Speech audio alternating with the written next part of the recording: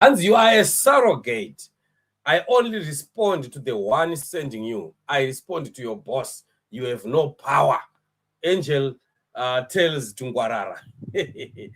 Right. Ibaba pamanje ngachitanga imanje kumbonyatsoita brainstorm. Toda kumboita analyze what really is happening. Speaking in his church on Sunday, Angel challenged and said to his congregation, do not worry about people that are insulting me. He gave an example of how Jesus was questioned and insulted and did not respond and what, and he said until when Pilate spoke about power, that's when Jesus responded. When Pilate said, do you know I have the power to set you free or to crucify you? That's when Jesus spoke. Because the moment Pilate spoke about power, he challenged Jesus. When it comes to power, Jesus cannot keep quiet. So I will keep quiet because whoever is talking, insulting me on rallies does not have power, right? So he gave also an example. Yeah, Trabablas. Have you ever seen the president responding to one criticize because he knows that they don't have power, right? Remember, it's always play my video because vanenge vakatoti time mira saka hatimboaplay manje takatongwarawo futi saka tinongotaura kuti vataura kuti kudii. I'm sure people can go and watch what he said in his church on Sunday, but he is saying that Tungwarara ari kutumwa. Hanzi Tungwarara has got a boss. Saka inini, I don't respond to you, I respond to your boss because iwewe you don't have power. Saka the question is, then who is Tungwarara's boss? Right. If we go back to what we were talking about in the last show, kuna sister Vedu, the political analyst, Sister Chipo, vanga vachiti ivo, firing Tungwarara will be suicidal. Firing Tungwarara is a political own goal on the part of Trabablas, right? Akati kwanzi Tungwarara represents the true cadres vari kuda kunyatsoona the right thing happening, especially about survival, yes, NPF beyond 2028. Okay, so where does Angel stand? Remember, after the outburst of Tungwarara Parali here, calling Angel a false prophet and saying, why are you prophesying now? Why are you not mentioning names? And also the whatever that he said. He said, brain and things like that. We then saw Tsurumagenga now with Trabablas. And about twice, the first picture, he was with his wife. You have seen that picture, Vana Trabablas. And then the next one, he was with Trabablas, Variku State House, sitting on a sofa. Right? So, ipa hapo manje, ndo panenyaya. But if iye Tsurumagenga ari kuti Tungwarara ana boss wake ndiye ari kumutuma, iye pachake achiti iye he's in good books with Rovambira. Ha! Saka, there must be then another boss. Saka, which means Tungwarara has got a boss. Then Tagurei possibly has got bosses also. I don't know. Then Iye says, according to him, Iye is in good books with Rovambira, right?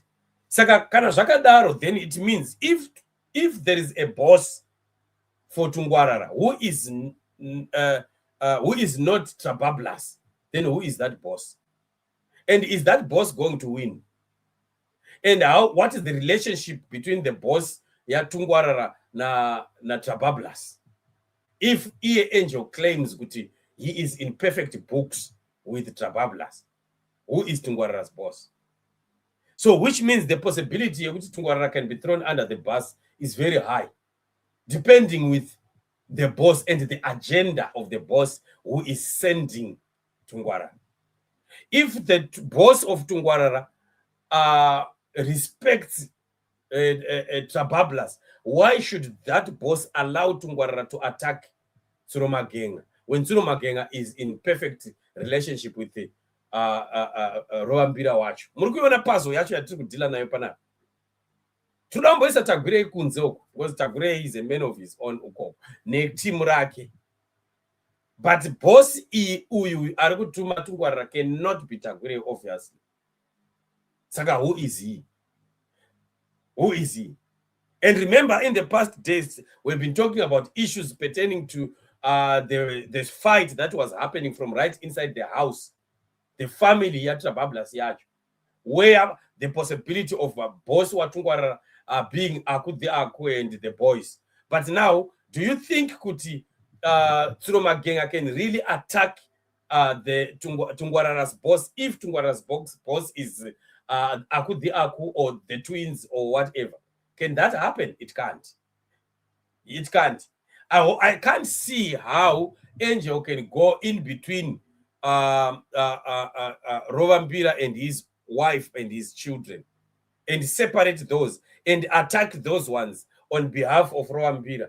I don't see that happening, which means possibly there is another boss who may not be Akudi Aku or the boys.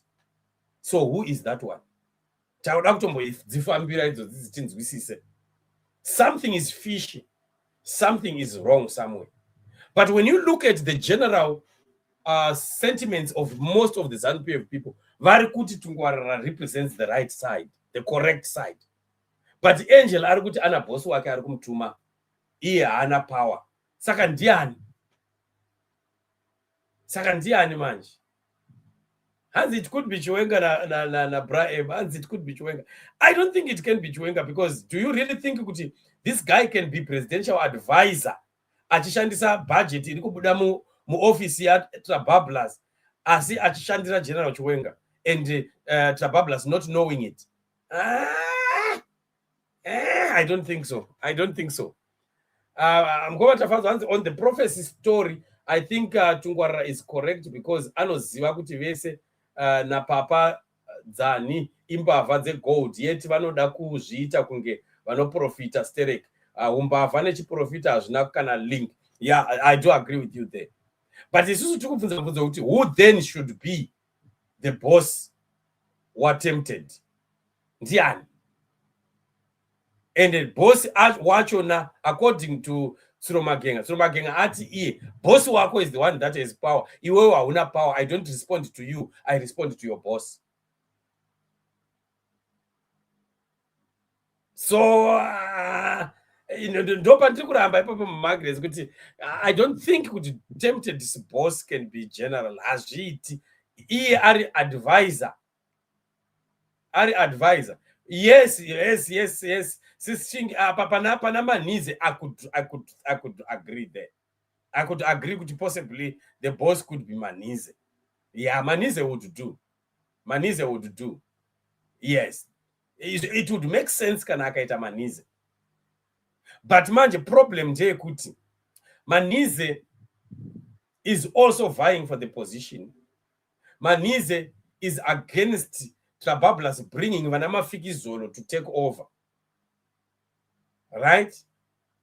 Saka, there is a little bit of a problem in Papa.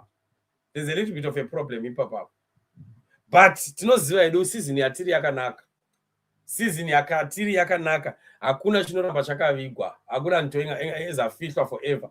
Go season lesiguyo. Right? As the twins and mom. Chirikunetsa koma tafanzo kuti titi ma twins and mom. Do you think kuti Angel anga ataka ma twins na mama akamira kuside kwa baba? Do you see that happening?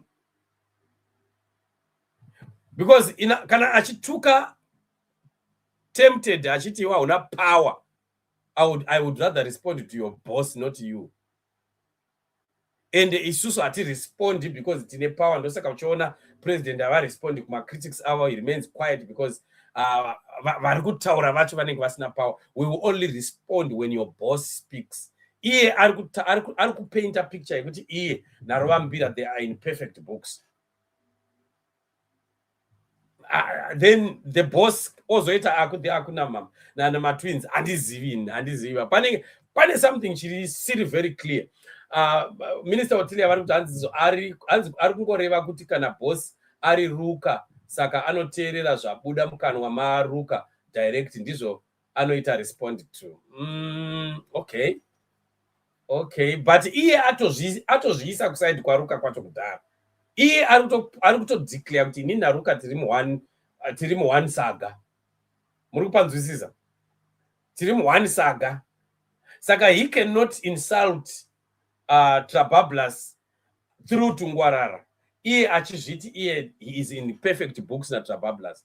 I don't think it would work that way. And a boss wa Tungwarara ari Trabablas would not have allowed Tungwarara to attack Throma gang. Kanakuti, Trabablas would have set down Tungwarara and told him to stop it. But it seems like it's not happening. And it smells like this boss cannot be. Ndo saka maona kuti Chipo, the sister Chipo atati analyze up that sacrificing Tungwarara would be risky for what? For who? For Mnangagwa. Meaning kuti kana Tungwarara aine a different boss wacho anofanira ari in agreement with Roambira. And Roambira should not sacrifice Tungwarara because those are the good guys. Vari kuda kumeka sure kuti he stays on. Saka mukona pane puzzle. Pane puzzle ipapa. And the mind game apostle Roambira is the boss. Pari kutambwa front. And Jeremiah 33, call upon my name and I will respond, revealing the hidden things. Dzichabuda hadzo. Tichaibata. Isu zvakanakira kuti so far we are juggling our minds. Kuitira kuti pachabuda some other evidence. Tinenge takunyatsoziva manje kuti where do we put our finger on? Anzi vari kuda kumutsvagira nyaya kuti anzi ari kushanda naChiwenga, knowing very well kuti it's not true. Yes, that's a very big possibility. That one is a very big possibility kuti vanogona kumukreatira kuti ana boss. Iye asina boss kuitira kuti Roambira amusvipe. Iyoyo inogona kuita hold water. Iyoyo it really makes considerable sense. Inomeka iyoyo. Saka anyway, ndo mamiriro acho ndosaka ndakuti this show tiyange tida kubatanidza zvataurwa nasisi Chipo tichinzwa kuti zvinomira sei. Handina shoti hatisi kungooneswa bhora resimbi here, just confusing people. I don't know, but really for them to get to my extent ekuzoita call each other false prophet and a liar and a what iri game chete, I don't think so. There's something real which is happening. Nokuti vanhu veZANU-PF mukaona how they've been cracked, how they've been divided from in between, and how they are now antagonistic. Dei vaiziva tsoro yavo nezviri kunyatsoitika. I wouldn't think vakadai vakanyarara vasinganyanyi kutaura, but right now they are so divided, and vari kunyatsotora masides openly vachiattacka the other side and defending the other. Saka amen. Politics dzemuZimbabwe dzinonakidza, but let's keep praying for God to reveal more.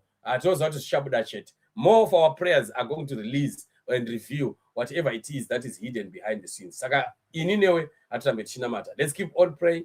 Let's keep on standing in the gap. Let's not forget to enter our closets and call upon the name of the Lord. Declare the word of the Lord. Light over the nation of Zimbabwe. Mwari wakatendeka. God is faithful. Freedom for the nation. Freedom for Zimbabwe is a reality.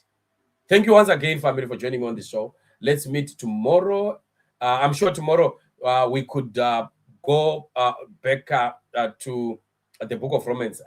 We should do the book of Romans, and then we'll talk about chapter 21 of the book of Revelation. I think kunana Thursday, somewhere there, by the grace of God. Otherwise, God is faithful. Let's thank the Lord. My testimonies are kuya anochikisa. Your God, my intercessor. Arikuita zvinotyisa. Muchanzwa yenyu my testimony atichange chiplayer this Sunday. Pakaipa. God is doing wonders. God is moving mountains. God is uplifting lives and changing lives. And we give him all the glory. Thank you so much for praying for those that are us requesting for prayers. And God remains faithful. Till we meet again tomorrow. Bless you. And I sign out for now.